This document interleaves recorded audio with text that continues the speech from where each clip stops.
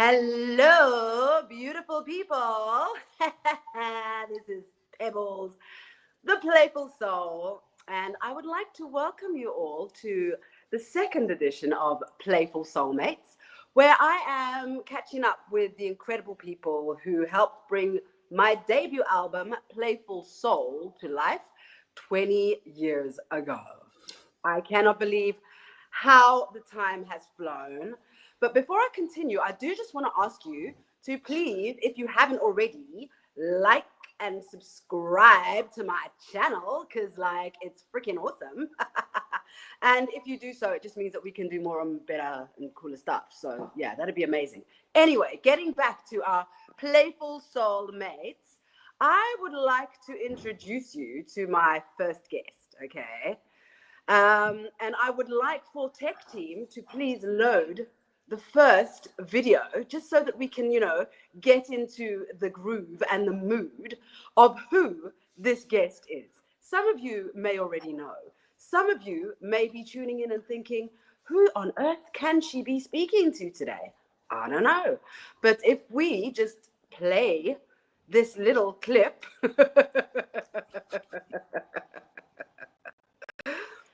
Ay, ay, ay.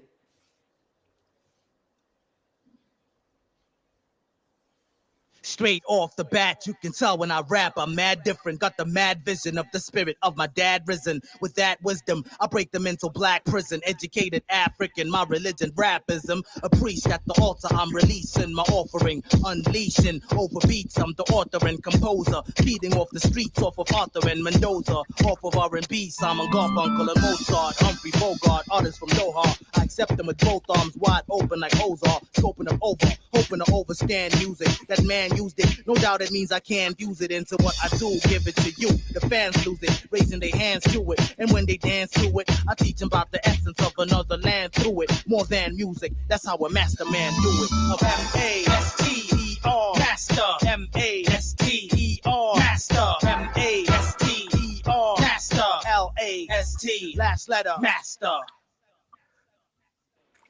Wow. Yeah. So I think y'all have now guessed who it is. Welcoming the master himself. What an intro. Wow, Pebbles. Oh, if it ain't your cup of tea, then leave the hot tips up to me. Wow, what an intro. Yes, words. Go ahead. Words were not going to suffice. We had to just show who you are. Because you are was beautiful. The legendary golden mic holder, lyrical truth teller, one of my dearest collaborators from Playful Soul. Welcome, Last Letta. Thank you so much, Pebbles. Thank you for having me. Honestly, this for me has been the highlight now of my first quarter. First quarter coming to an end. I picked this as the official moment when we end quarters, end seasons, a proper marker. So it's so good to be here and celebrate this moment with you. Yay, I love a party, I've always loved a good party. So I figured, let me just celebrate for the whole year, because yeah. What a concept, what a concept. I remember a mutual friend of ours, Mutsai, he said we need to mark your 10-year, your album dropped, and then now it's been 10 years since your album dropped. And that was in 2014 at the time. And then he said, we need to at least do something that will last forever, something that will stand the test of time, right? Yeah. And then we did that video, MAS, the one that you just put in the intro. We did that to mark 10 years of Listeners Digest having been out there, right? And that was 10 years ago, okay? Because last year, 2024, we ended up celebrating 20 years of Listeners Digest. That is nice. Unlike you, who obviously is hip to the moment, and unlike Mutsai, who obviously was clued up even back then in 2024, I don't know how much of a mindset I was in to kind of document it and keep it for all life and posterity, and progeny and all those things. But what you're doing with this, celebrating all year with these bits of content that you're going to gather together is so brilliant, Pebs. And bringing the people who helped put that album together and having chats with them, I was like, what a stroke of genius. So it's so good to be part of this, man. I should have thought of this. Why didn't I think of this? We can't all be geniuses. We can't all be like, Some of us whatever. just here to execute for y'all geniuses. It's like every time we do songs, you always come and you just add the stroke of genius with the pen, and then you sing the stroke of genius with the vocals. Yeah. Oh yeah. But no, thank you for calling me on this. What a moment. Hey, 20 years, Pebbles. No, it's nuts. It's nuts. And but like what I want to start by doing is saying, let's rewind, go back into time.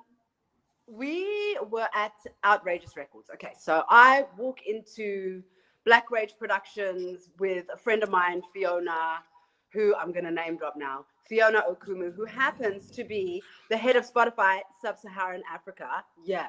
Anyway, Fiona is working at Black Rage Productions. This is now back then. And she says, I want to introduce you to these guys. And she introduces me to Zino and Zubz. And I'm just thinking these guys are just like so freaking cool. And there's little old me who can kind of sing. What am I doing here? But anyway. And I remember, Zubz, that you were like trying to make me feel like at ease and all of this stuff. And then you and Zino were like, okay, then sing us something. And I was just like, I don't know what I'm going to sing. But can you remember that first meeting? I absolutely do. Before you came, Fiona was saying to us, just saying, back on campus at Rhodes, because we all have like Rhodes as like this thing that unites us all, right? The guys at Black Rage Production all went to Rhodes University. I was at Rhodes. You at some point were at Rhodes with Fiona.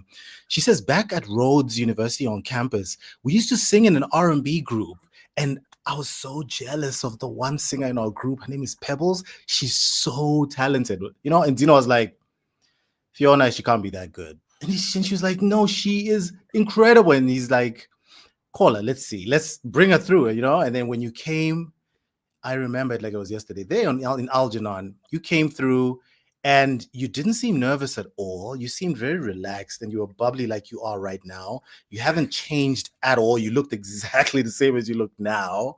And you just sang, Pebs. And I remember after you left, I mean, at the time, we were kind of putting together like the roster of artists at Outrageous Records. So I was the first one because I just happened to be right there, right? So I was a no-brainer, right? Because I worked there anyway. So I became artist number one, and then we started kind of putting together a roster of artists, and it was just such a no-brainer with you. We were like, of course she's going to be on Outrageous Records. I mean, after that voice, right?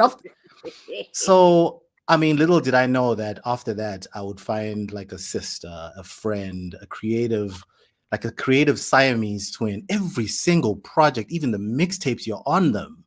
You're singing in songs where you're literally just singing in background sometimes. Like, I am so grateful you came to the office that day and you sang. If you hadn't mentioned it, honestly, I don't know if I would have been able to pull that out of my mind. But as soon as you mentioned it, memories just keep flooding back. It's crazy. Yeah. And I mean, I don't even, because I generally don't remember what I had for supper yesterday. So I don't know how I actually remembered that. But I was just like trying to think back as I was preparing for this live stream. Like, when and where did I actually meet Zubz? And I know. That was but it was a different time, hey? It was just, obviously it was a different time, but I feel like it was simpler. I don't know if that makes sense, because it was obviously not easy starting a record label. What the Black Rage team was doing was insane at the time. Nobody else was really doing it. Do you know what I mean? They had their finger on the pulse, and they were just like, oh, let's start up a record label. And they made it seem like it ain't no thing. You know what I mean? In retrospect, it was a big freaking deal. You've got a huge deal. Artists. Sorry, I'm chatting. No, go ahead. Go ahead. All these artists, and you've got to give each one the time and energy. So, I mean, and just to give those who are not au fait some insights, the label had other artists besides myself and Zubz. There was a guy called Proverb. You might know him. There was a group called H2O. There was The Origins, which was Zubz and Hope. And then Yep. there was also Optical Illusion, like Yep. Battlecat and his crew. Like it Correct. was very interesting mix of people. Yeah. Hey? And then just a ton, sorry, Peps, to jump in there. There was also a ton of other affiliates that kind of hung around the team and became like extended family. So, you had, I mean, pretty much the whole hip hop industry would pass through the Outrageous Record studio. So there was that. Then you had people like Spyro. Remember Spyro Jaira, Kwaito Guy from Tembisa, Oh yes, yes, Spiroza, we yes. used to call him. Yep. He also became part Oh of the yes. Outrageous Records extended family, right? And then we had the producers that were part of that camp. There was Elio Balca from Angola. There was Battle Cat, obviously from the Val with Optical Illusion, who became like an affiliate.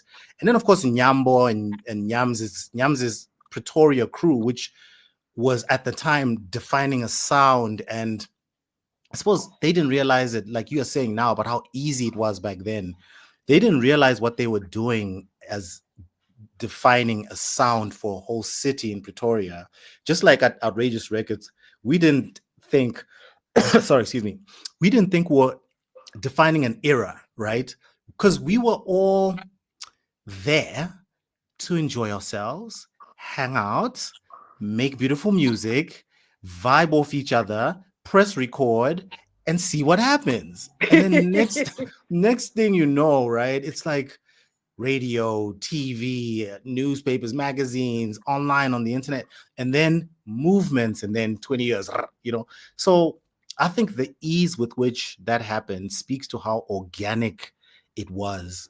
And I think, right now, Pebbles, our friendship and how deep it's gone over the years and that it's still there today is mirrored also by the friendships and connections with people of that time, like Fiona, who even today, no matter where you are in the world and what you're doing, we still bonded because it Yep. was that natural and that organic. Today, it kind of feels forced organic. Like, is that organic if it's for, you know what I mean? It's like, are you trying to be organic? Because you're kind of defeating the purpose of, um, I yeah, get and that's you. why for me, I love things like this because they feel so right, eh? They feel so right.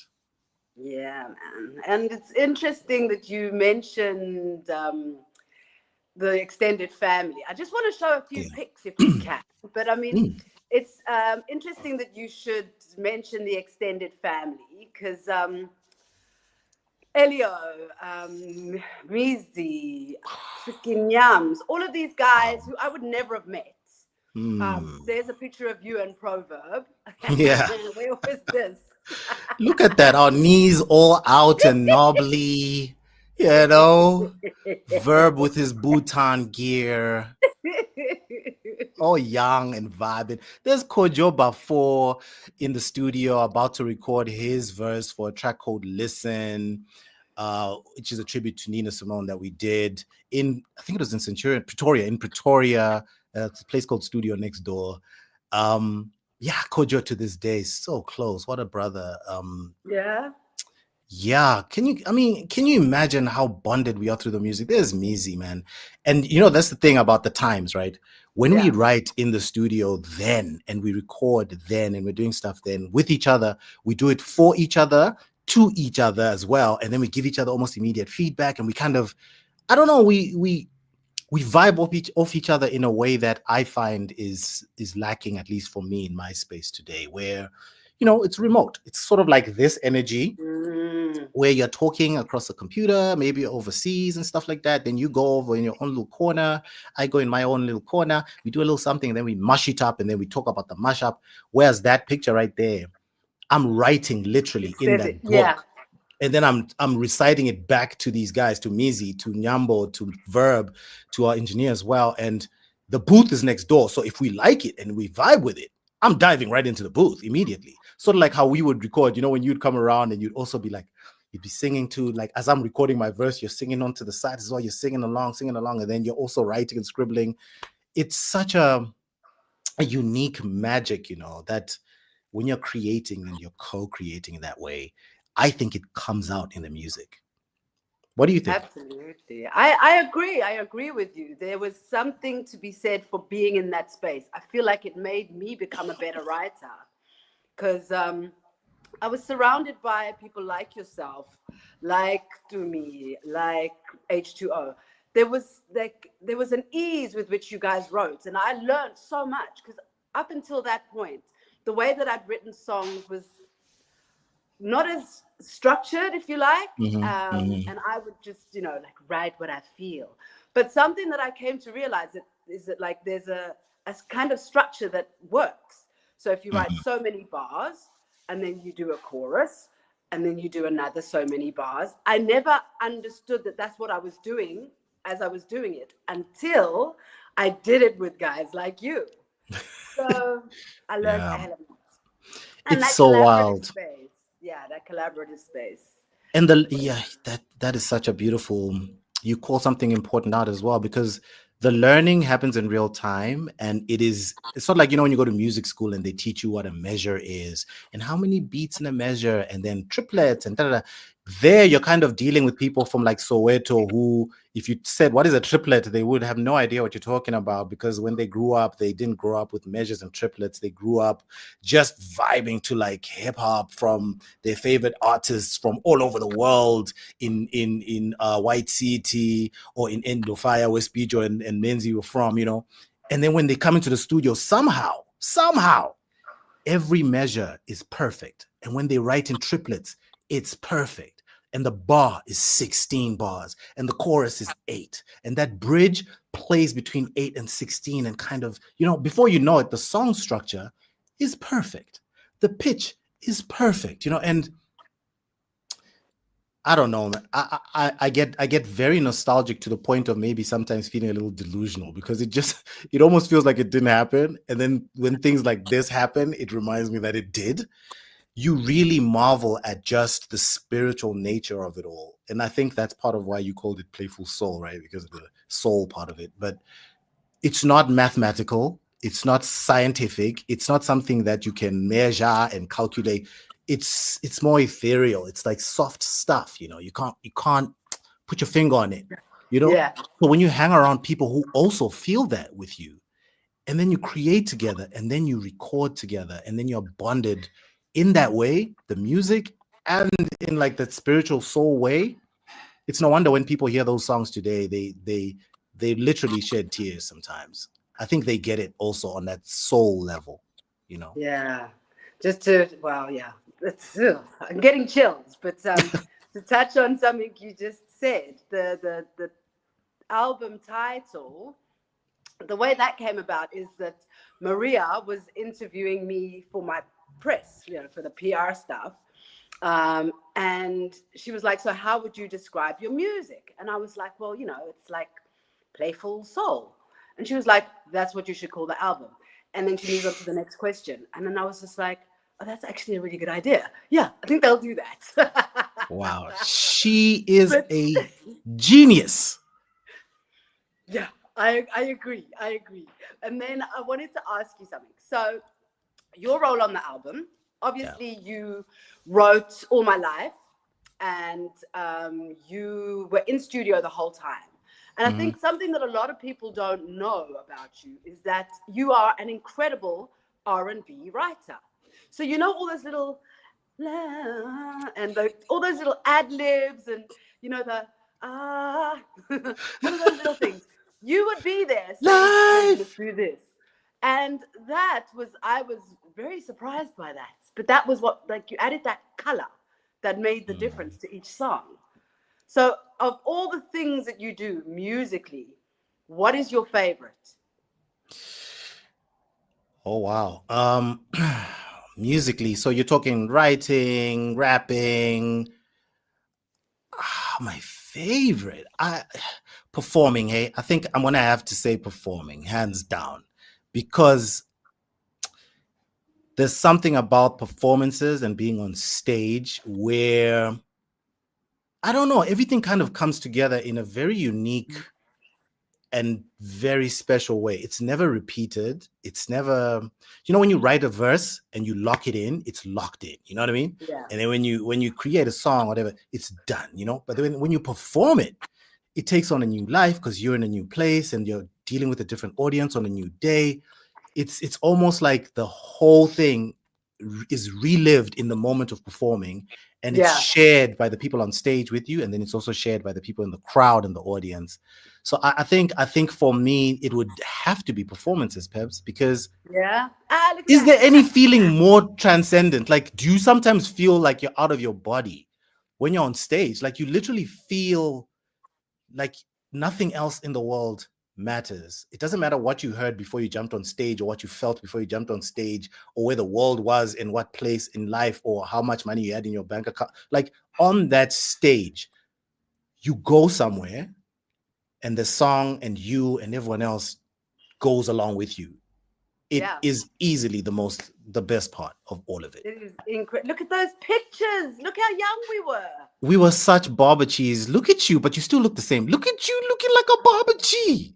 What was up with that hair? You are ahead of your time. That's a future forward. Look at that future forward hair.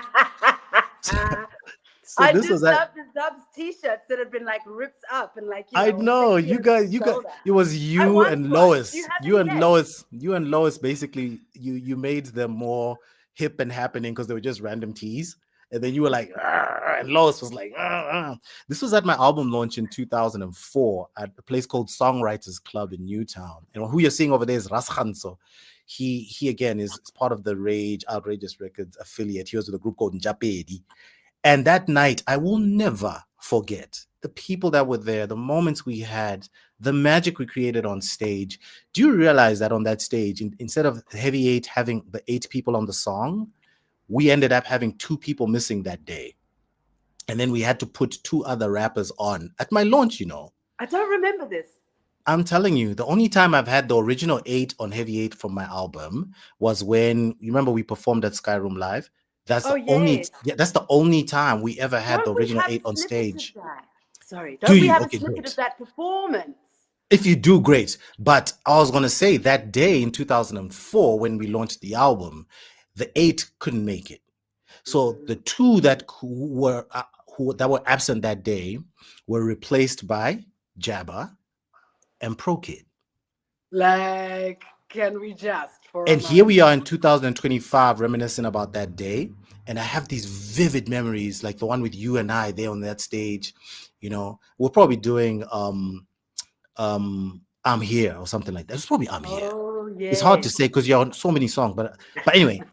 And then when Heavy 8 comes on, I'm having vivid memories of seeing Jabba, jumping on that stage, and then seeing Pro Kid jumping on that stage as well. So, man, it's beautiful to look back. Yeah, it is beautiful to look back. It's nuts that we've lost so many people, so many incredible humans, entertainers, and people who left their mark in music. And anyway, I don't want to get emotional because I will probably cry. But going back to Playful Soul and what you brought to the table creatively, while we look for that clip of your Skyrim live performance. Heavy 8. Golden Shovel! Yes! Give it up for Kato! Yes! Yes! Give it up for Speedo! What's the H2O? Give it up for Menzi! What's the H2O? Skyroom Live, you actually have no idea what's about to go on here.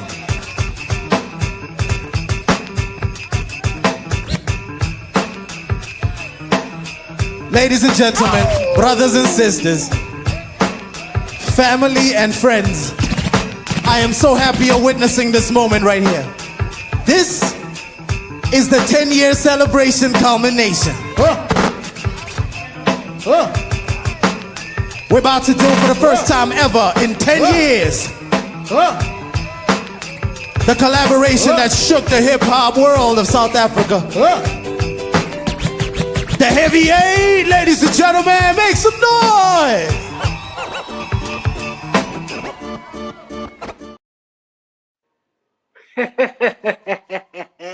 Unbelievable.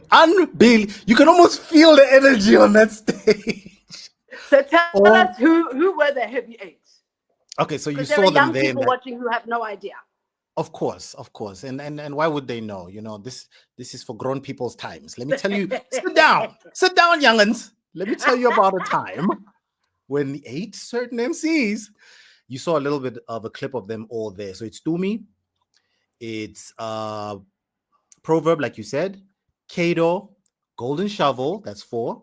It's the 2, Menzi and Spiwe from H2O.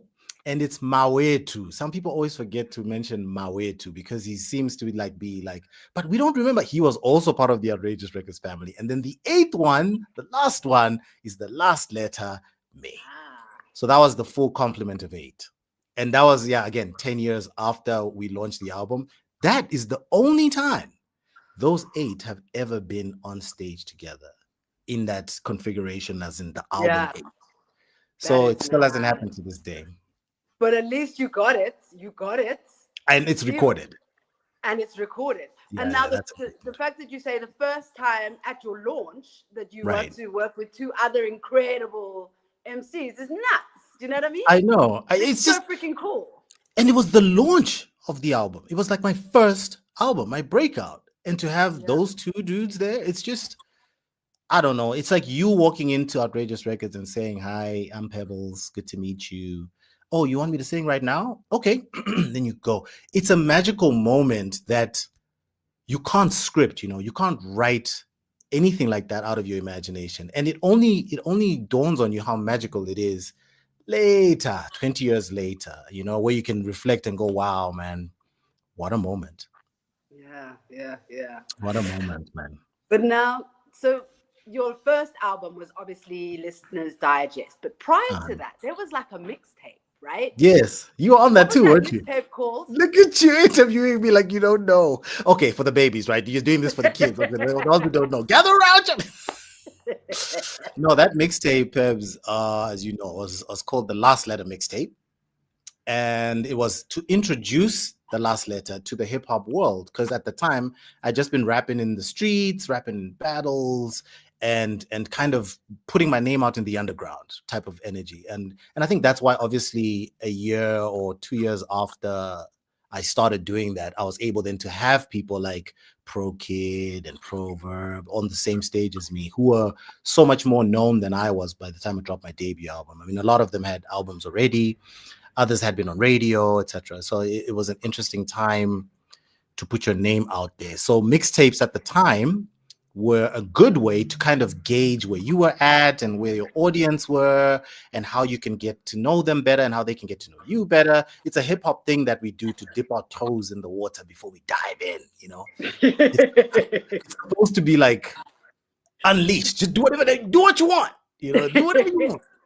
So we did exactly that. We did whatever we wanted. And I had this song called Where Is the Soul on that mixtape. And to this day, I get people come to me and they say, yo, man, that mixtape, there's that song you did with Pebbles called Where Is the Soul? And I'm just like, this is why we do what we do, isn't it? Because of moments like that, So that mixtape really did wonders for us because, we gave it away for free. Yeah. And in those days, we used to write CDs.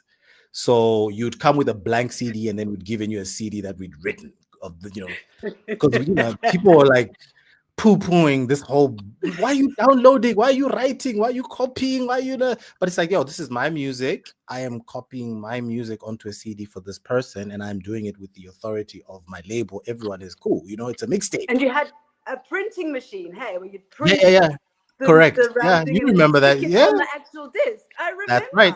That's right. And then we'd stick the sticker on there. We'd print those little sleeve things. What are they called now? I forgot what they're called, but they were circular and they were the shape of the CD. So you print those things and they were like 6 per page. And then you peel one off, stick it on the CD, give it to the person who'd come to the studio / Rage offices and brought their blank CD, by the way, so that you can then burn the album onto their blank CD, stick the sticker on for the next person who comes in with their blank CD. I'll tell you, Pebbles, we moved thousands of those things. Thousands. Are you serious? People just coming in and out of the studio. I'm telling you, it caught fire, and those songs started being bumped on radio as well. And before you knew it, like, my name had not just come out of there on some, okay, there's a guy called Zubz. No, there's a guy called Zubz. There's Outrageous Records. There's Pebbles. There's Battle Cat. There's, everybody started to be a little bit more out there. off a Yeah. mix, a mixed tape. It's not. And that was the mixtape that was narrated. It was narrated by hey? By Yes. Fiona. Yeah, Because I remember she asked me this one question. So Pebbles, what is hip hop to you or something? I was like, well, I'm yes. not really a hip hop head, but I mean, hip hop's okay. That is I still feel the exactly what you said on the recording, and in the exact same tone that you just used right now. Hip hop's okay. Hip hop's okay. Wow.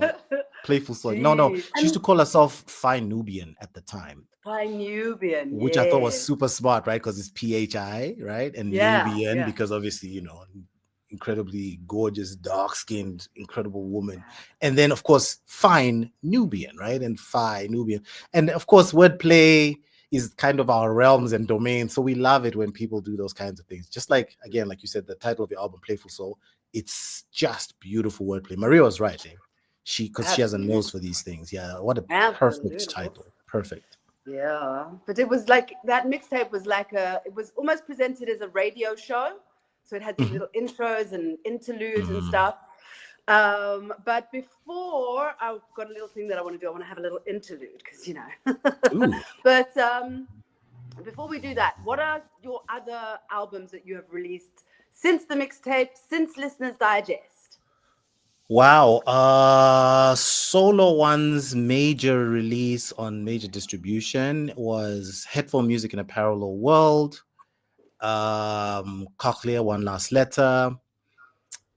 Just those two. Those are the only two solo joints. And then Dragon Lion Full Circle was now on my own personal release, like an indie release.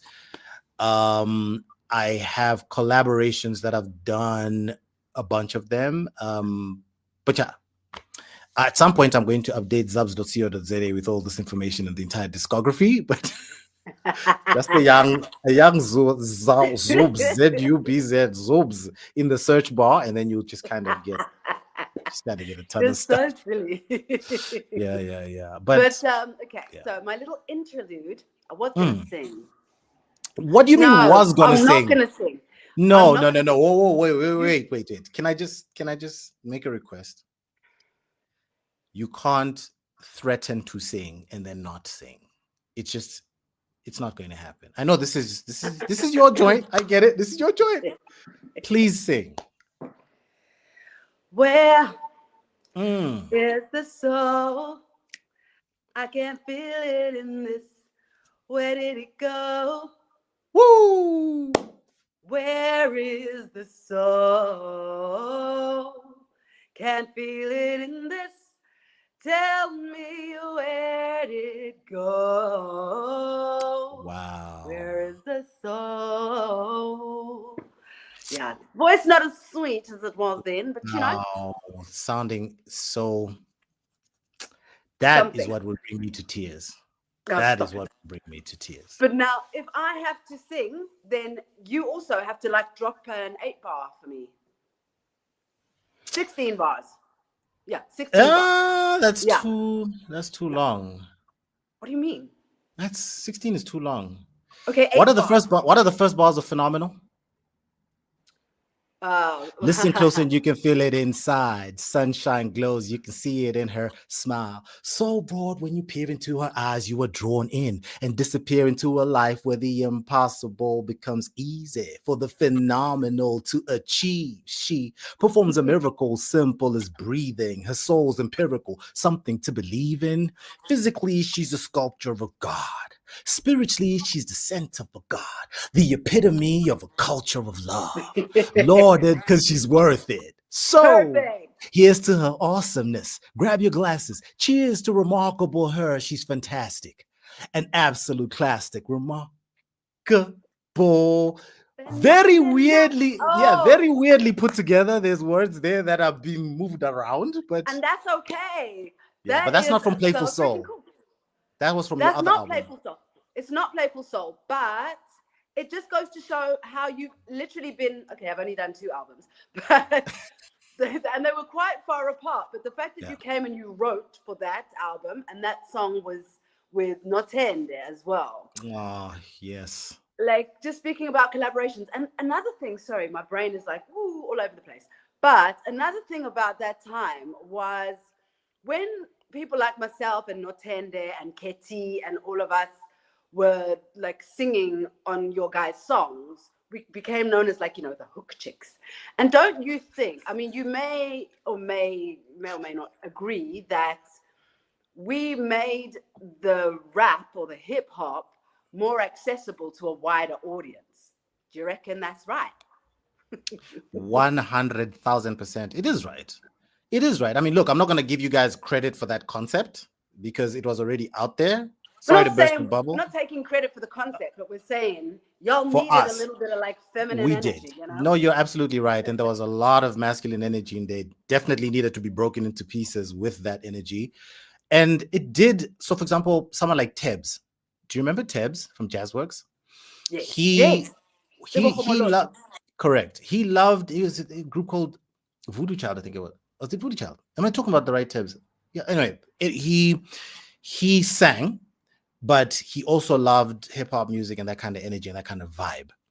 But it was because we did things like that with you and with Katie that he found it easier then to kind of straddle both worlds, the hip hop space and his singing space as well, you know? Yeah. And even a guy like RJ Benjamin, for example, I think by the time RJ Benjamin and I started working together and doing music and getting close, it was because of people like you who had already kind of shown people like RJ that, oh, that guy, he doesn't just rap and just talk on beats, because some people don't realize that rapping is a very complex and very involved art, right? They just think, oh, you're just talking to music with rhymes at the end of sentences. But no, it's much more musical than that. So a guy like RJ not only recognized that, oh wow, that Zubz guy gets it, especially for me and my kind of music. And so by the time him and Danny K were writing a song together, he would like, okay, Zubz will be great on this, you know. And that's because you and Katie and a ton of other people who were singing on those hooks did exactly that, hooked people in to our world and then kind of exposed us to theirs as well. So I will never ever stop showing you guys gratitude for that. That's why every time I get a chance, I bring you guys on stage. I'm like, yo, help me make this moment appeal, like broader. Make we this love it. bigger. That's what I'm doing with you now. Don't you get it? And I'm very happy to do it. Eh? If you had said to me, Zubz, what are you doing right now? There's a show in 10 minutes. Can you make it? I would be there. There's not a call you could make for me that I would ever say no to. It's just not going to happen. Same. It goes both ways. But like, talking about putting people on, like, I used to like traipse around after you all to things like YFM. What was it called? Rap Activity. Yes. And I like, so picture this, children. All the hip hop heads, and they're in studio with what were their names? Like Sansa, Bad Boy T, all of these DJs that were at YFM at the time. And like the guys would be doing the thing, and then there'd be little old Pebbles or little old Natende, like, you know. And so people associated us with that culture, which was really cool, because I think the appeal that the guys already had opened us up to a broader audience as well. So it was really quite something. It was a lot of fun too. It was a lot of fun.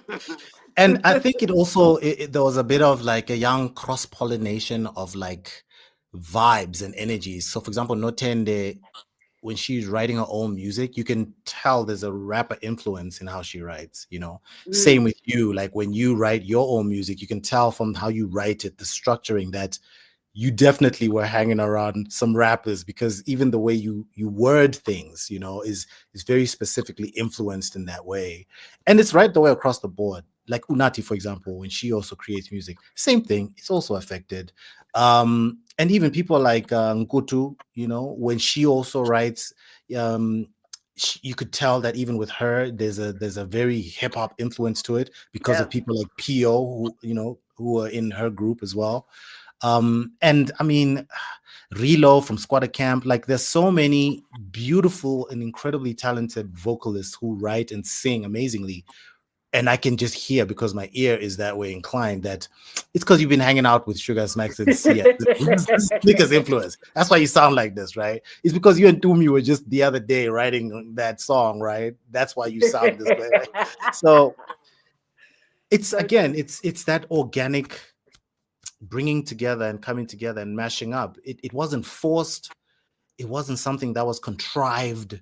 It was just beautiful, and it was just I loved it, and I miss the ease with which creation just happens. At co-creation just yeah, happens that way with everyone. Sometimes it really feels like you have to like try very hard now to get people to kind of shed their skin almost that has weathered a hell of a storm for the last 20 years, right? Like people have grown, okay? Like my grays have finally come out because like we're weathering storms out here, right? So it's hard to kind of shed that tough leathery skin and allow your soft, vulnerable, natural, organic self to just vibe, right? And it's even twice as hard when you're spread apart across the world and in different places. So different times, different energies, different challenges, but hey, music transcends all, I believe. it really does. And music isn't the only thing that you do, right? So you've also been a co-writer and host of a TV show or two, as from what I read Yes. in my research. Yeah, you researched me. Was it weird researching me, given that you know me so well and you're like Like your I do, family? because I Was that remember I don't weird? remember what I had for supper yesterday, so I had to like go back and be like, just remind myself. But did it feel weird that I'm researching my friend here? Yes, Like it I'm was researching. very totally weird. It's like it just felt wrong.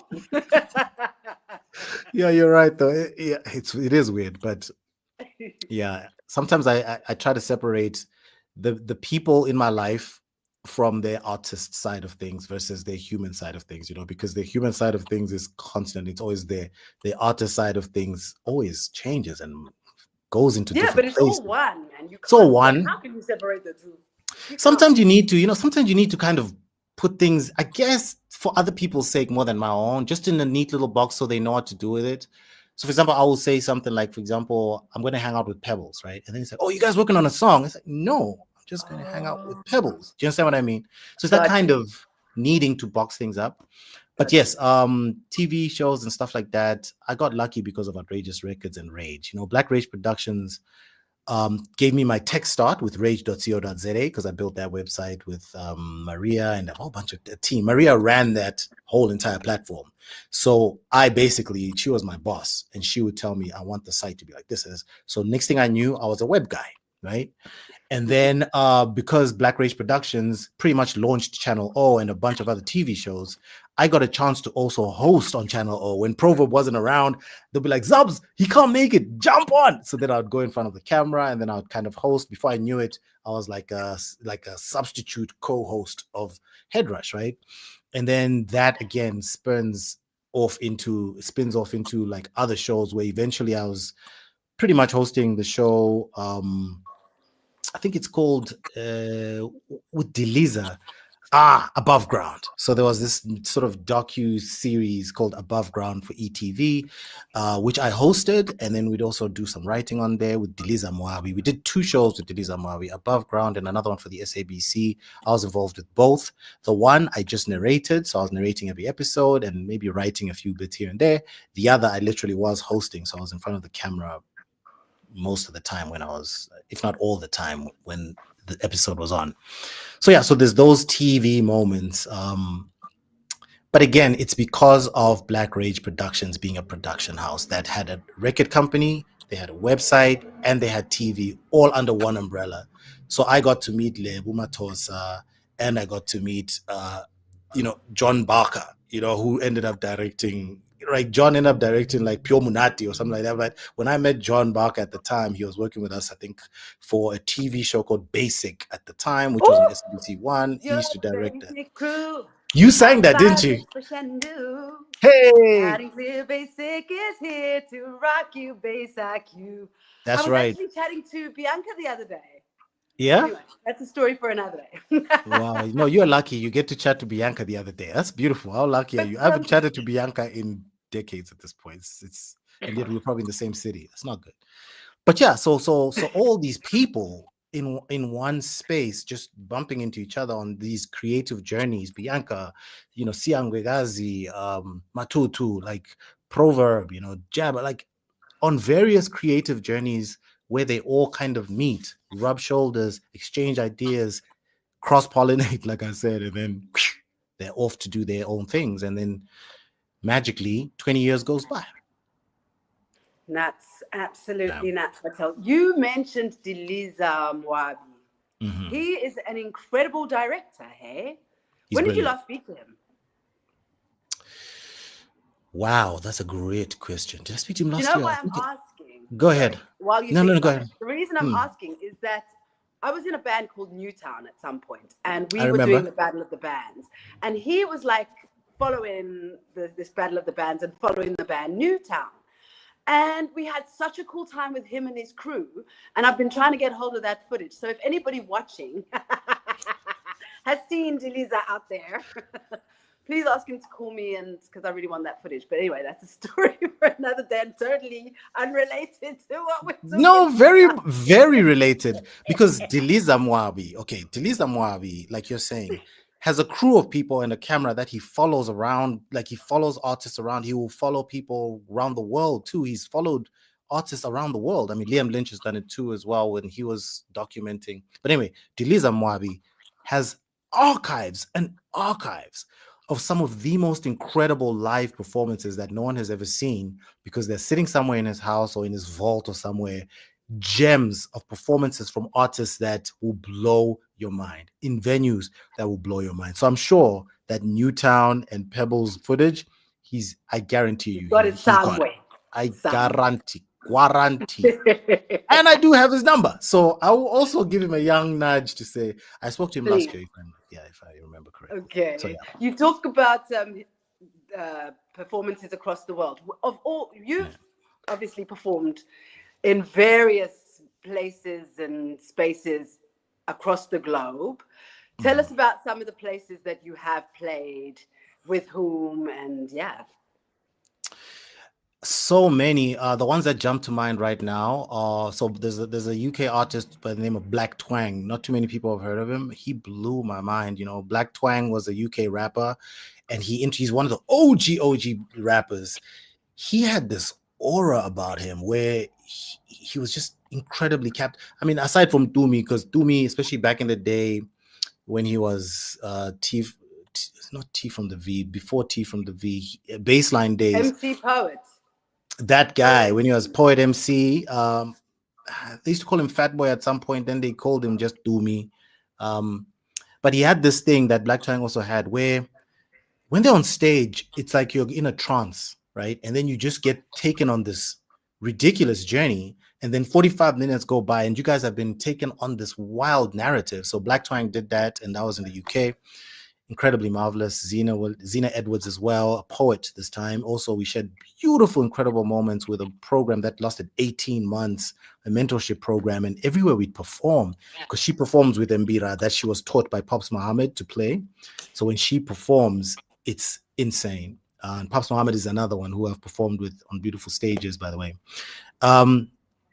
In Italy, I've performed with a group called Assalti Frontali, specifically Willy Valanga in Bergamo, a rapper who raps in Italian, also very socially conscious, wild guy, and a playful soul of note. Okay. He had a group, him and Bono, also from Assalti Frontali, who mainly is a producer from Italy, would do their thing. What other ones jump out in my mind? We performed, ironically, there's a DJ in America called DJ Drama. He's now like this huge DJ, right? And then there's an incredible freestyle rapper activist called Tony Blackman from the United States of America. Both of them are from America. Tony Blackman and DJ Drama and Elio Balca from Angola, who used to be under Outrageous Records. We all of us went with Zeno, by the way, who ran Outrageous Records and Black Rich Productions. We all of us went to Angola, where we performed alongside some of like incredible artists. But that little mini, I want to call it a mini tour, but that little period was absolutely gorgeous. I enjoyed Drama's company. I enjoyed Tony Blackman's performances, because she's a freestyle artist, which means even she sometimes doesn't know what's going to happen when it comes out of her mouth. These days, when artists say they freestyle, they just kind of bring out verses that they've written and performed elsewhere, but that they didn't plan to do in the moment. Yeah. Whereas freestyle back then was literally, we had no idea what words would come out of our mouth or what would happen in the moment. And Tony Blackman would, I mean, she would do the most amazing things with words, with her presence, with the spiritual realm. Like I genuinely believe she's some kind of medium, like a spirit medium, because she moves things in ways that are just not physical. It's just, you can't. There's no way you can explain stuff like that, you know.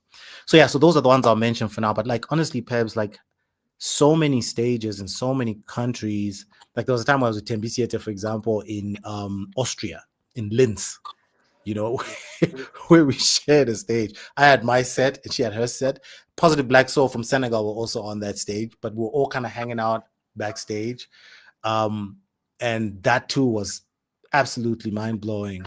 And then other just kind of incredible random artists that most people wouldn't know about, like in Finland, for example. There's let's leave it there for now. You know, there's Okay, but I do want to ask, of all the places that you've traveled to across the globe, which place has the best food? food. Yeah. Food.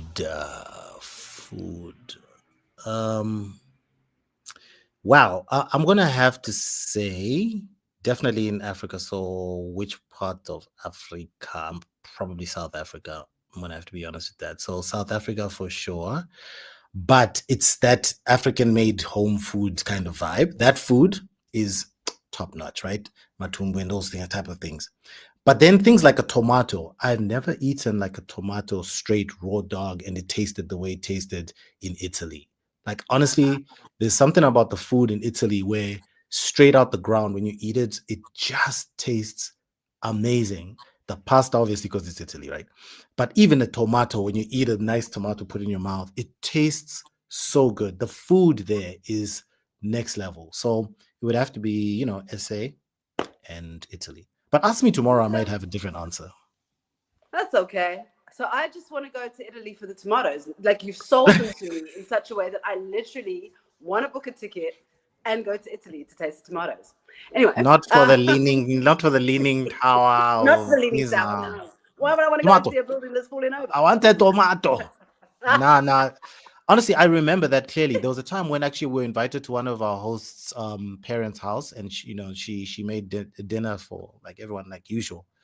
I just couldn't believe it, you know, like the tomato sauce that was used. It was a bolognese, you know, but it wasn't a bolognese. It was, I don't know what it was. It was amazing. No, it really was. All right, so Italy and South Africa for food. And then which country would you say has the best women? You're not allowed to say South Africa because your wife is South African. You're not allowed to. Can I tell you, the people, not just the women, but the people in general were gorgeous in Reunion Island. La Réunion. Oh, wait. They were stunning. Were they also with Ntabi, was also in Reunion as well. We went with Ma Orange. You know Ma Orange? Anyway, Ma Orange was there as well. Yeah, remember he's an actor. Yes, him. Yes. We were in Reunion together. We were doing a show there. Yeah. We went with Ben. Remember Ben? No. Oh, he was from France, Ben. He used to work with Alliance Française. We did it as a joint. Anyway. Was he cute? Very. I mean, Maria and him dated at some point. Do you remember? No. Anyway, we yes, maybe I shouldn't. Of course you do. Of course, yeah, we were there. He was at Alliance, and we were all there as family there for like some performances. It was amazing, but the people. Oui, c'est vrai. I mean, if I'm not allowed to say South Africa, then the skin, the people, the energy, the vibes—they're just gorgeous human beings there. Yeah, I love that. Katie is messaging us. She's saying, "Oui, c'est vrai." What does c'est vrai mean? I know oui means yeah. Yes, it's true. It's true. C'est vrai. We were chatting last week. I told you. Cosigns. I'm not making this stuff up. I'm telling you, this stuff is true. It's real. Clearly. So reunion for these people. Okay, so I want to do something else now. Okay, because I like to play. So we're going to play a game. And the game is called This and That, right? So I'm going to say two things, and you have to quickly tell me which one. You're not allowed to think about it. You just have to say which one. Okay. Do I say this or that, or do I say the thing? Well, I'm going to say two things, and you've got to say the one of the two that I say. Oh, okay, cool. Without thinking. The game. I know. I'm already thinking too hard. Let's go. Yeah, no, you're overthinking. Genius. Vinyl or streaming? Vinyl. Verse or hook first? Verse. Analog or digital? Analog. Collaborate or create solo? Collaborate. Write in silence or with music playing?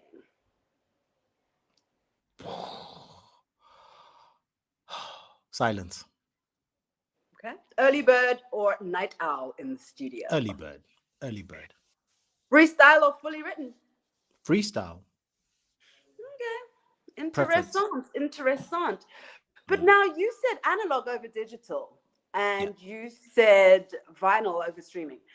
Why, considering that, okay, they have their own place and sound, or, they have their qualities, but do you not think that with digital, we can now consume music differently? Has it not opened up all of our music to a broader audience? I agree. I think digital has its ups. Obviously, it's got a lot of positives about it. The reach is one. The rate at which it can be created and obviously distributed was one of the biggest reasons why it took over, isn't it? It became cheaper and cheaper and cheaper to make because more and more people were demanding it, because more and more people were consuming it. And technology will always move in one direction, right? Forward. So of course I get that. And we're so lucky even today where people like me don't have to wait for an artist to do something before. I mean, digital changed the game, no doubt, but again, it's the vinyl versus, look, for me, maybe I'm old school like that, but one seems to inform the other. One seems to birth the other, right? And the reason why it informs the other and births the other is because there's a magic it has, right? When a vinyl was pressed, it wasn't the first time they pressed a fabric or a material to put music on it, right? They had done that with reel-to-reel tapes already, right? I mean, that was before my time. I know the kids gathering around might think it was my time. It was before my time.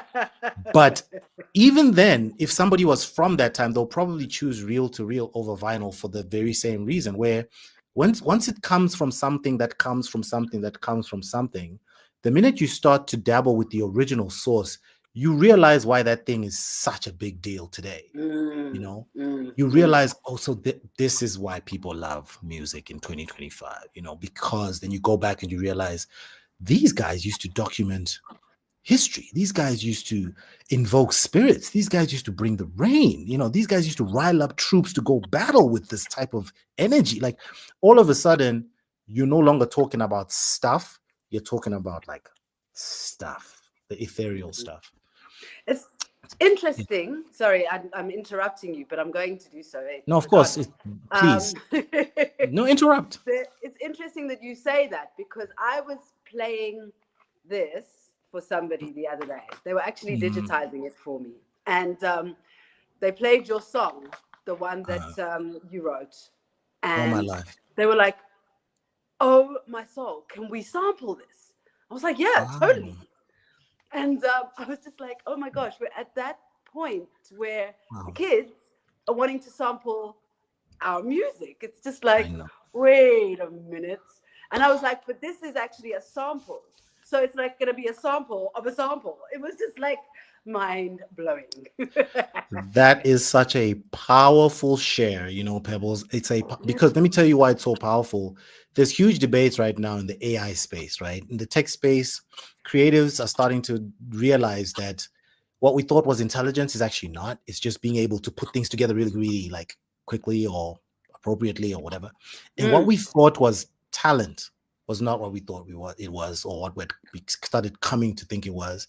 And what we thought was creativity was not what we thought was creativity. So anyway, you mentioning that things build off each other and they become their own thing is the exact kind of major lesson of AI in this moment, that it's going to build off what came before it, and it's going to make new things that will build other things off of that, and that will just be the nature of things.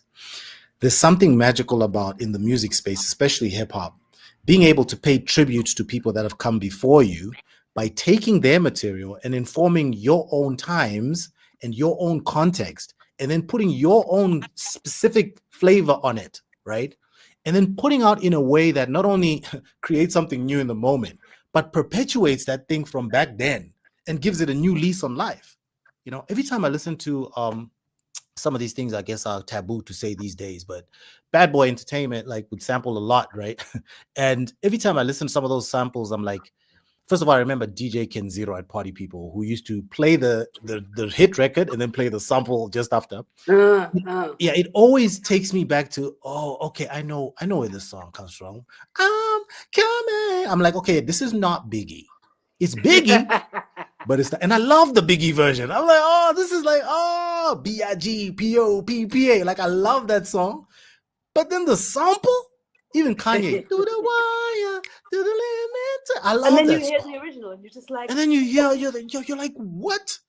So, yeah, you're right. And now to think that we have now also joined that link in the creativity chain, right? So now us also are now being sampled as well. That's in what cool. We also, it's just, it's pretty humbling, evolution. You know, when you think about it. Evolution. You mentioned earlier humbling. AI. Do you think it's going to take over the world? Yes, but not in the way people think. It's not going to replace human beings, because I mean, whatever does, you know, but it is going to take over the world, just the same way the internet has taken over the world. It doesn't mean the world is ended. And it doesn't mean that all of a sudden people have stopped. Yeah, it just means that technology is doing this. It's moving in one direction. Pretty soon, I guess people will be talking about something else, but they won't realize that the thing they're talking about is driven by AI algorithms and AI. Maybe even large language models will be old. People won't be talking about large language models because they'll be like, remember back in 2025 when they would do? Because like they'll have moved on to something else, which I have thoughts on a lot. But I won't get into those thoughts at this point. Is this because you are you're a technology strategist? Yeah, that's one of my other. You speak as if we know what what did you say? Large language model. Oh, sorry, my bad. What is that? It's you know, when you say AI, that's what you're talking about, is a large language model. So a large language, ChatGPT is like a chatbot. Why so when you say type ChatGPT? Okay, ChatGPT. Obviously.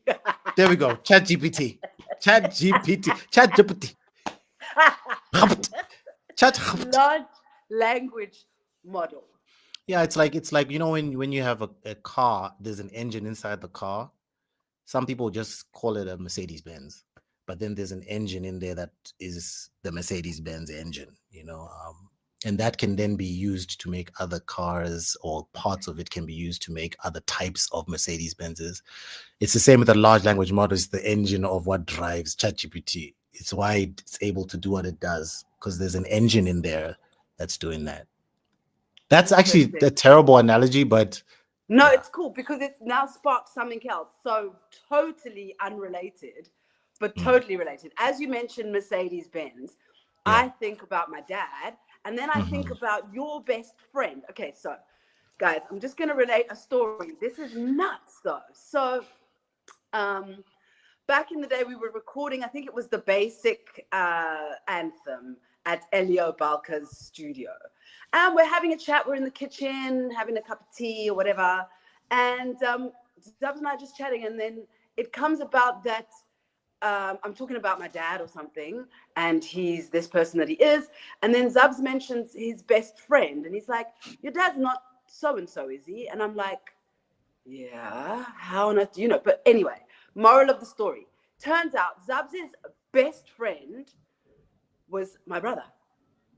It was like in that moment, because neither of us knew. It was just crazy, but yeah. He's no longer with us, but yeah. Wow. Yeah, I don't know what to say about. I didn't even think you'd share that, you know, Pebs. I'm glad you did, because it's you, and you're that guy. You're Playful Soul. Isn't it crazy that you never? you can never see what's around the corner. And then when you are able to see it because you've turned the corner, you're like, what? It just blows your mind. We're talking specifically about a guy called Luvo. Luvo and I and Tepo and a bunch of other people at Rhodes University. We really got close, you know. And we became like squad, you know, because you know, Rhodes was tiny at the time. You know, it was like a handful of people. How come Everyone knew I each never other. knew you? Was it I because knew I you was though. there the year I was before not you? cool. I was not that cool. No, I neither was not was as I. Was I there the year before you? Because I was only there for 1 year, remember? Oh, no, I was there 96, 97. Okay, that's why. Yeah, because I was there. I think Fiona had been there already the year before I got there. So that must have been the year you were there. Yeah. Yeah. So yeah, so anyway, Luvo and I and a bunch of others. I think Luvo stayed in Graham House with Tepo. So every time we'd go to Graham House. I think even Temba stayed in Graham House. So I was the guy who stayed in Piet Retief, which was up the hill. So Rose University campus has got residences on there, and they are sometimes dispersed. Back then, one of them was called Piet Retief. It was up the hill, and then the other one was called Rhodes House, which is down the hill. Didn't mean anything. It was just the geographics of the place. It was just the geographics of the place. My friends stayed in Rhodes, you know, or Graham House. Sorry, not Rhodes House, Graham House. And I stayed in Piet Retief. So I'd have to come all the way down from Retief to Graham to be with my friends. And Luvo was there. They all stayed in the one res, and I was the owner who didn't stay in that res. But we bonded over years. Pebs, he was so instrumental. I mean, I was rapping on campus already, and he was one of the people who'd always stay encouraging me and saying, "Bruh, you're so good at the stuff. You really, yeah, like you gotta keep at," because he loved hip hop as well. And you know, and he loved accounting also. He was like he was a buff. I was terrible at accounts. I don't know why my brain just, for some reason, it just wasn't wired that way. So he would help me with my accounts from time to time. We'd listen to music and all of that. So we were boys, you know. And then he passed away, but that was after we left varsity already. I was in Joburg at the time, and I'd met you, but I didn't think there was a connection between you and this guy that I'd loved and known for years on campus, with some of my closest, most beloved memories, only to start creating close, beloved memories with you, and then to discover you guys share a dad. Like, I don't know, man. I don't believe in serendipity. For me, I attribute it all to God, you know, and those that have come before us. Like I genuinely think they always put these things in the right place, the people, the moments, and they align them for you. And then when you walk in the alignment, you're like, okay, I am walking in alignment, you know, because it happens. And then you're like, it couldn't have happened if I wasn't walking in alignment. So, man, Is God that rest something? Sorry, that walking in alignment, has that been your belief system for a long time? Have you believed that, or is that something that's come with the wisdom of age? It's something that's definitely been nurtured by the wisdom of age. I've always believed in God, for example, and I've always kind of seen God as being like the guy, right? But as a child, you know what I mean? As a child, you have that definition of what God is. But then as you get older, you start to see, okay, there's the childish view of God, and then there's a little bit more of a grown-up view of God. Remember, we're still not talking about maths and science here, so it's not 1 + 1 = 2. So I don't know if what I know is even right or true. All I know is that it feels right to me. And again, God, alignment, and things feeling right, that's what I go on these days. And not so much what I've been taught and what I've been told. Yeah. I mean, yeah. How about you? Like, I know you are deeply in touch with the spiritual energies because you have a lot. Listen, you are in touch with the spiritual. What are you trying? No, anyway. I believe in God. I believe in God as the source. Mm-hmm. And from that source, you get me and you and everything. And our parents and our grandparents, obviously, we come from them. And when they pass on, they go back to source. So so we're all part of source. We're all connected. So when I speak to somebody that I knew who was like my gran or my granddad, I'm not praying to them. I am saying, Granddad, since you're closer to source, please put in a good word. Do you know what I mean? I do. Yeah. I do. So that's Well, this is exactly what I was saying when I said you are a deeply spiritual person. Because in order to feel that way, you have to be deeply spiritually connected. You do. Because people rationalize. Again, it's like, when you're playing this, that, sometimes you want to think about it too hard. Like, there's nothing to think about. You don't have to think about it. Like, your people were here, your people are gone, but they're not gone, because before they were here, where were they? And what is this? So, there's, again, and these intuitions are not, I hate putting things with words, because sometimes words are so limiting. Yeah, words are limiting, in these types of conversations. Let's do a song, Peps. Let's make this song. This one Are we going to do this song? Not right now, but you and I. I've got the perfect producer for it. I'm not going to say who it is, because I actually want to have him on as a guest in a week or two. Okay, but you know him well. Fantastic. I'm there. Yeah. You already know. Oh, yes. Okay, no, cool. That sounds like a plan. But now, what's one thing you wish someone had told you when you were starting out in the music industry? This is my mic drop moment. Yeah, God's design is supreme, by the way. I'm reading that down there. What I wish they would have told me at the beginning of the journey in music. That is so hard, because I don't think I would have paid any attention. I don't think I would have listened. I don't think it would have mattered. I don't think they would have made a dent. I don't think I would have been even, no. I would say nothing. It's almost, can I just kind of flip that a little bit into like, what is it that I would say to like myself at that time, now that I've lived 20 years through it, and say, yo, here's something you should know, And honestly, I don't think there's anything at all. Because so then why did you flip it? Well, because I guess I was thinking out loud. I wanted it to make sense in my head. I was just figuring it out in my brain. Like, because if you make it about someone else telling you something, then already you've got your guard up, because like, you can't tell me. And especially when you're younger, it's like, what are you going to tell me? You're going to tell me Jack. But if you're talking about like, what would I tell me? Then it's a little bit more, I don't know. In my head, it makes sense. So sorry. No, it's all right. It's all right. I don't have that kind of a gem. Mic not dropped. No, not. But now, and my fault for not dropping the mic. You did your part. I wasn't paying attention. When you did that Barack Obama thing, I was like looking somewhere else. I was just like looking down. And I was just like, did he drop the mic? Did she drop the mic? That was bad. But now tell me, since we're going to be making a song together, I guess it means that you are still making music. But I don't believe that that's the thing you do full time, right? No. So what are you up to nowadays? I mean, I know you're married. What we're doing? Do you have kids? Do you have a pet? Like, why do you say the two after each other? Kids and pets. Like, why do you make it seem like the two are like interchangeable? I don't want kids. I want pets. I don't want pets. I have kids. No.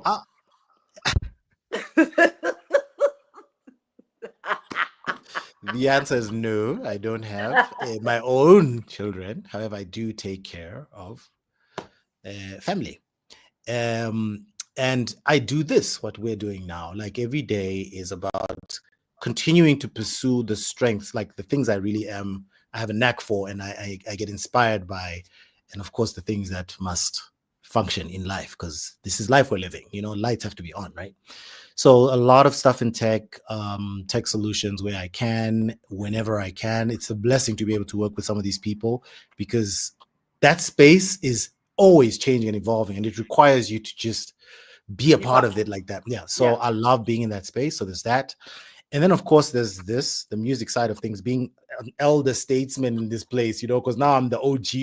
Like, finally, the grays are here. I can actually say that, and people believe me.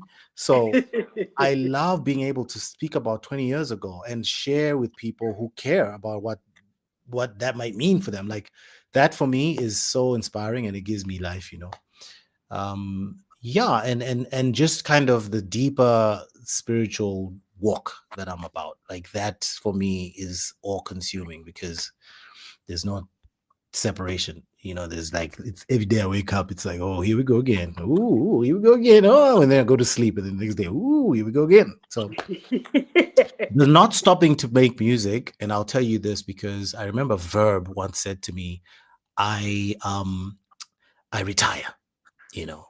And I'm like, Huh? can you though? Is that possible to retire? You I might remember. stop making albums, you might stop putting out records, you might stop performing on stage, but retire? Is that even possible? So I am of the opinion that there are certain things you just can't retire from. And what we do as hip-hop artists and as musicians in the way we create, we're not doing cover versions, and we're not taking Mozart and just kind of replaying verbatim on an instrument. We are channeling, you know. Every time we write, we channel. And as we channel, we used and we avail ourselves to be used. So why would you then say, oh, I'm no longer available to be used? I'm just gonna be over here in my little corner. I've never had this conversation with Verb, by the way. Do you remember? When what? RJ retired. Yeah, I remember that period. And it was just like, what? Why? I think wasn't he just throwing like a hissy fit because at the time he was a little bit like disgruntled by the game, I think. And I think he was just, yeah, you know, sometimes as artists we get in our feelings and we're like, I give up, you know, I quit, or you keep it then, you know what I mean? Easy to do, especially when you're doing a genre like R&B, soul, and whatnot that are they're like in this country, they're niche. Do you know what I mean? You don't get people that really, really appreciate those genres and the things that we do in those spaces. But coming back to the Playful Soul era. The Playful Soul era. Yeah, I do want to play a music video. Okay. Well, it's not a Perfect. music video, it's a video from back in that era. But I just wanted to find out from you that stage of your life, that era,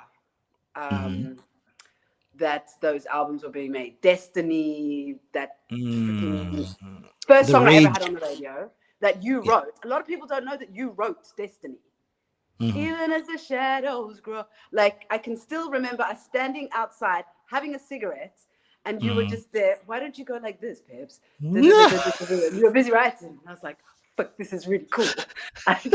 Little did I know. Your memory is amazing, Pebbles. You have an excellent memory. Wow. Stop. You do.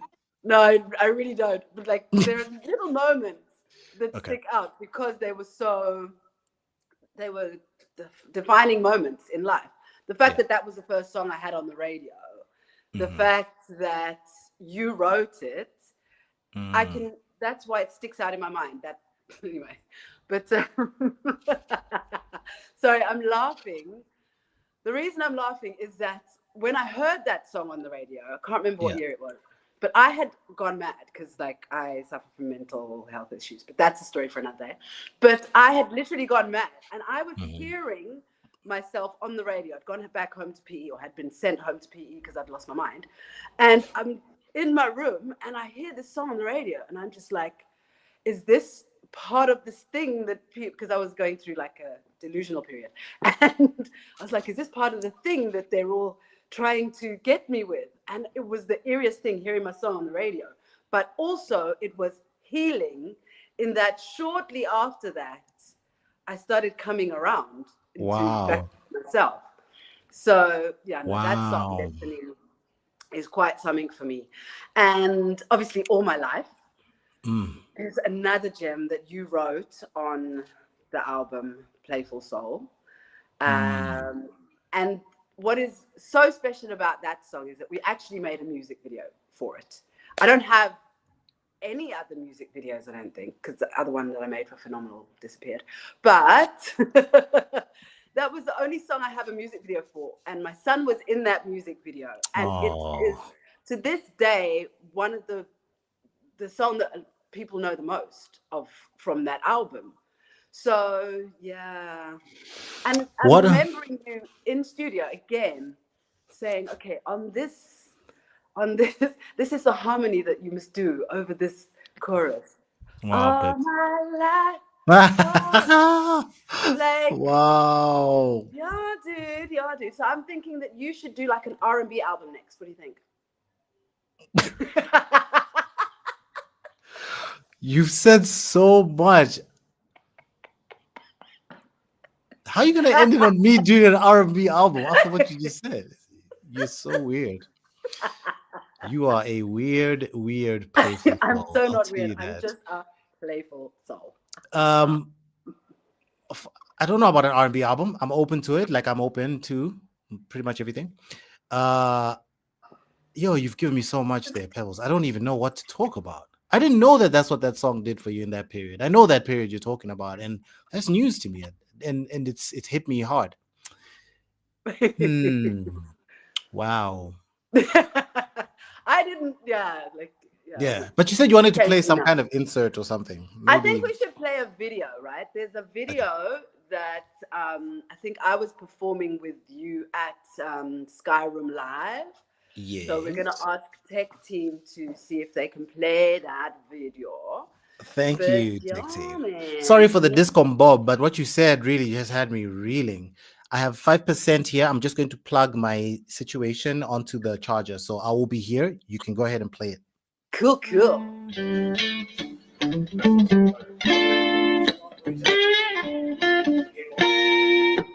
Oh, this is nice. Oh no, this is another This is the sneak peek. Is that the one you're talking about? No. Not this one. Also, not this one.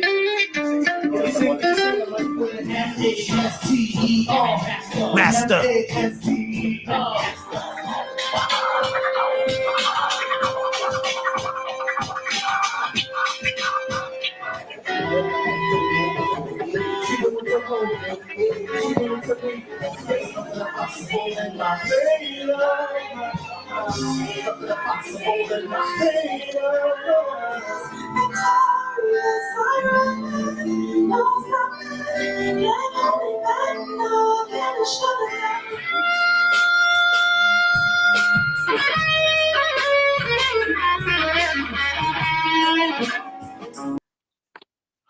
Is that the one you're talking about?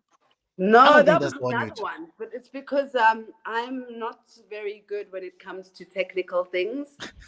So it's okay. as much as I know, like, I think I know the one you're talking about. You're talking about the one where at Skyroom Live performing.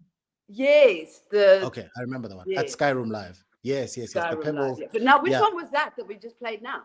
Remember that was Fifi? I do remember Fifi.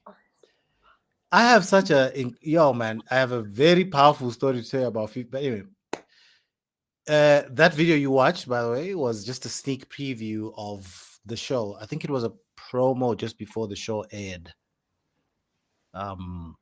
On I can't remember where it was airing on, but it was one of these broadcasters. But the reality is, once that was done, they sent us all our stems, all our recordings, all our separates, and they're like, guys, here you go, but yeah, that was the promo that you just watched over there. But Fifi, I have a live band thing where every time I perform live, right, I want to have my DJ there, and it's usually Brad. Before Brad, it was DJ Hammer. Before DJ Hammer, sometimes it'd be DJ Sush. Before DJ Sush, it was DJ Redwood. I think Redwood was my first DJ. But anyway, I have my DJ, and then I'll have a guitarist playing. I've had many. Sometimes I have a drummer, bassist, But every so often, I will have a backing vocalist, And Fifi, Rufilwe Mudisele, was one of my backup singers, or I wouldn't say backup singers because I'm not singing, so they're not backup singers. She was my singer. She was my singer on stage. And there were times when I'd have two, times when I just have one. I had Stone as well. Stone, who's also now my brother. We're still super tight even to this day. And not the other Stone Theatre from Boom Shaka. This is a Stone called Kera Stone Low. Very beautiful human being from PE. And so Fifi, So Fifi, I didn't know she even existed until we put out a call to say, okay, I'm looking for somebody to join me on stage when I perform, to be singing when people like Pebbles and them can't make it, So yeah, we kind of held auditions. And she came through, when at that point Rage was no longer in Norwood. I think at this point we were in I think it was Houghton at the time. So she came through to the Rage Studios, and just like everybody else, as soon as she walked in, I just knew it was Fifi, you know. And it feels like, oh, it's because of how she looks, or because she looks incredible, but it's not that. Like, when you just know, you know, when it's meant to be, it's meant to be. Yeah. And then the next few years after that, we basically got super duper close, to the point where we shared incredible moments in life that that have bound us for life, really, which is a beautiful thing. But yeah, I think that's all I'll say about that. Lovely. But we are gonna have to be like wrapping it up soon. I know you and I could talk forever and a day, and my battery is literally. I'm saying you and I could talk forever and a decade. I know. This could go on the whole night. But before you go, I do want to still play that video if we can find it. It's called Zubz featuring Pebbles video. Yeah, that'll be great. Before we play that, I want to do another game. Okay. Feel It or Skip It is the name of the game. And Feel it or skip it. Yeah. You have to say if this hits or if it's overrated. So you either say hits or overrated. Yeah? Okay. Yeah. Ad-libs. Hits. Auto-tune. Overrated. Interludes. Overrated. Love songs. Hits. Always. Hidden tracks. Hit. Reworked old songs. Reworking old songs. Not hit. So what's the other one? Skip. Overrated. Overrated. Yeah, overrated. All right. We could talk for an hour about each of those things, by the way. But I just want to talk about that rework old songs thing, because I think it's important for us to just touch on that quickly. There's this thing that we do as artists where we like to sit in stuff for a long time, because we love to rework. And that literally clogs up everything. Like you end up overdoing it with the reworking, but then more than that, you end up blocking the other stuff that's supposed to be done instead of that. Like there are many incredible things that's supposed to come out, not just that. And I'll give you an example of one of those. I have an incredible project with Mizi and Nyambo that is a tribute to Nina Simone. Incredible. I'm talking about some of that stuff I don't think I've ever written like that in my life. You know, there was moments there where we were channeling things from other places. Okay. It is beautiful, that thing. And it's almost 12 years old now. And we keep going back in and going back in. And I'm thinking to myself, like, Mizi and Nyambo, we did my second album, Headphone Music in a Parallel World, which for some people was like their favorite of all of my albums. And we moved on. We did it and we moved on. We kept it moving, you know. But for some reason, that album, we just keep gnawing at it and not letting it out. Honestly, I don't know what the grand lesson is in that, but yeah, overrated, you know, because I want that project out, because I want to do the next thing with Mizi and Nyambo. You need to. Yeah, if it was just as easy as that, I would. But again, Nina Simone is on that, so there has to be like we have to be very, you know, we can't just treat it like a mixtape. We could, but no, it's too incredible of a project. We can't do that. Okay. Some things are in our hands, other things are not, but I believe 99% of the things are in our hands, and it's just, again, God timing and alignment. Maybe that's what it is. What do you think about that? Procrastination, hey? You think so? Yeah. On whose part? Ooh, sweet Lord. Us artists. Yeah, you artists. Okay, yeah, you're taking the interviewer thing too far. Look at you, dude. You creatives. One last thing. Do you remember? No. Go ahead. One last thing. No. After you. No. We're gonna start and go on a different tangent, because now we're gonna talk about like when you were working at this company.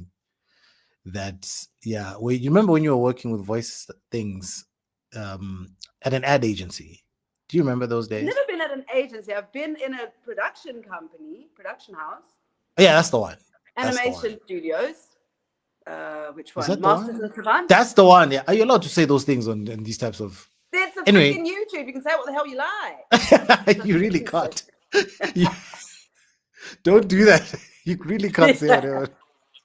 You can say, like, Anyway. you can say the name of a company. It's not TV. No. That's what I Of love course you about can. YouTube. I just You've think got that- so much more freedom. No, you're absolutely right. You're absolutely Like right. if I was drinking gin and No, you're tonic allowed to from drink whatever this you mug, like. I Yeah, could you're say, allowed. Shout out to the gin and tonic people. Tanqueray or whatever. Yeah, no, I hear whoever it was. Because I mean, if there are any gin people out there, I like gin. you. Good on. Anyway. Yeah. No. Anyway, yeah, no, don't worry about it. Let's run. Let's move. Sorry. My bad. What is, I brought us what I on a wanted to ridiculous ask tangent. is, Yeah, go ahead. what does Playful Soul mean to you now? Memories, like a nice little repository of love and relationships and like, energies.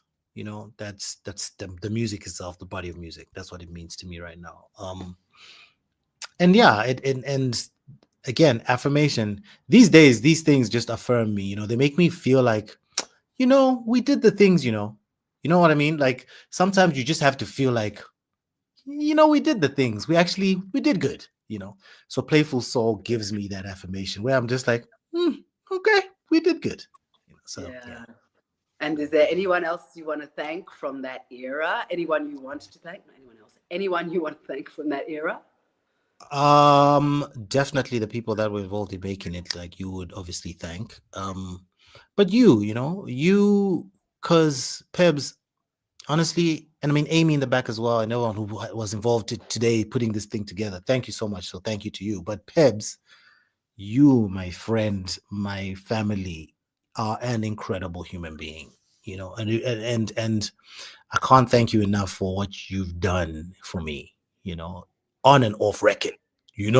But I wanted to go on record, and as we record this, that every song we've done together, every moment we've spent in studio, the stuff we've done on and off record, means so much. Not really, it means so much to me. I mean, random thing again, tangents.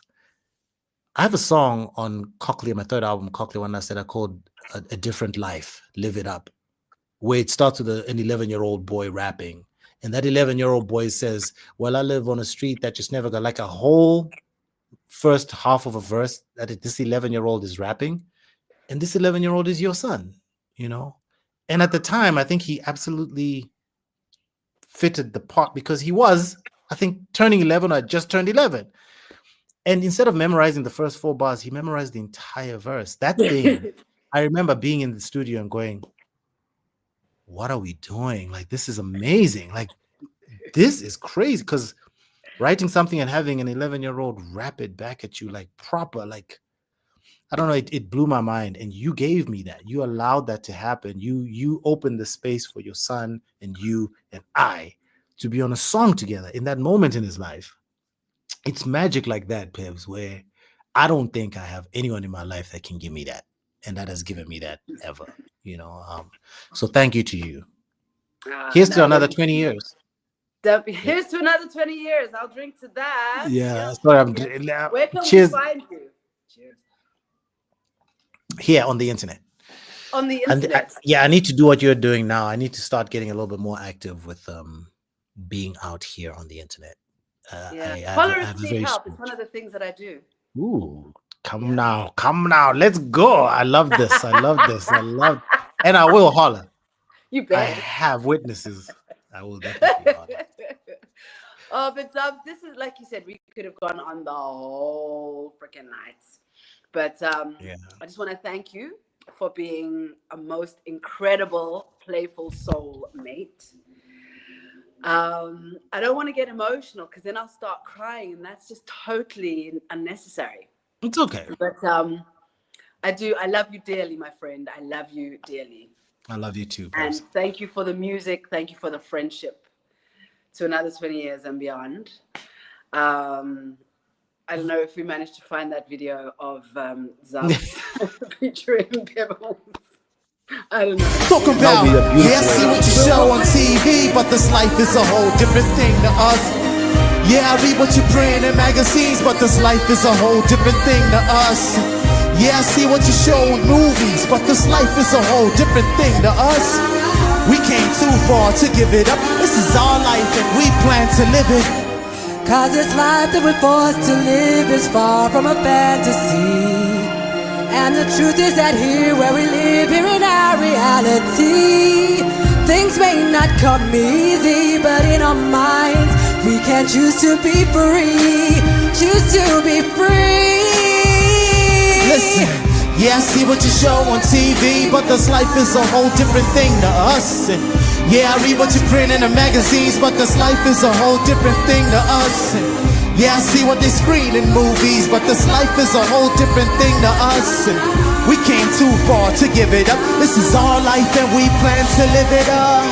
Yeah, I see what you show on TV, but this life is a whole different thing to us. And yeah. Wow. That's the song you were talking about. Nuts. Yeah. And we were just talking about that too. The Wow. other thing you do is you write timeless. Like your music is timeless. The stuff that you write, you're deep, man. Thank you, brothers. Music is a deep thing. It's the music that is deep. I promise you, when we're doing it, we have no idea what we're doing. And we don't know whether it's deep or not. We're just out here just kind of but the music itself, that's the depth. That's where the real magic happens. I was getting chills just watching that little clip, Pebs. Just watching that and listening to you do that part, I was like, oh my goodness. And I know that part, and I was there, you know what I mean? And it's still making me go, wow. Yeah, you made me want to be a rapper. Like you wrote a verse. Sorry, I am gonna wrap this up just now, but I can't. No, it's fine. We don't have a hard. You wrote a verse for on the album Phenomenal, right? Yeah. And in my mind, because I'm one of those people that's like, oh, this rap thing, it's easy. I'm just gonna do this myself. No. People, rapping is not easy. It's not for everybody. No. Don't try it unless you know what you're doing. Anyway, those are my parting words. Please just give us a pebble toss before you go. Words of wisdom. You know how you throw a pebble into a stream and it ripples and, does amazing things.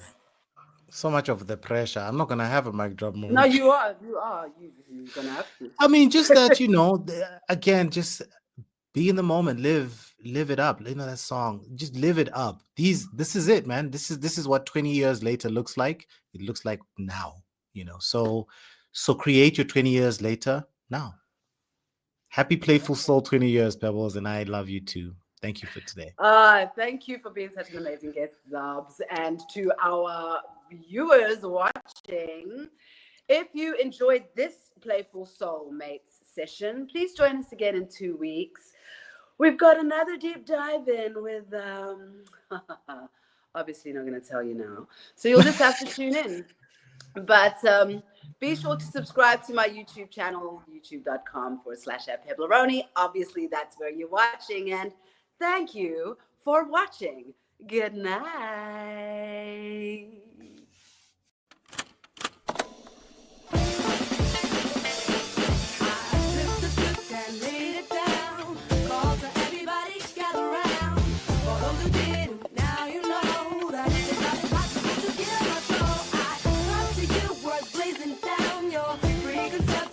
My